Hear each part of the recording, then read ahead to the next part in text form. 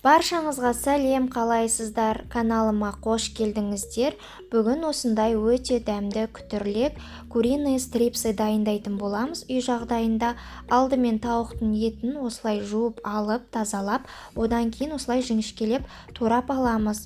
Одан кейін бір ыдысқа, ыңғайлы ыдысымызға салып, тұз бұрышын дәміне қарай салып, араластырып, кемінде 2 сағатқа холодильникке маринадтап қоятын боламыз. Одан кейін чипсыйымызды, осындай лейс чипсыйын оқтаумен немесе ұсатып аламыз. Осындай болып ұнтатылды. Жұмыртқамызды, 1-2 жұмыртқаны дайындап аламыз.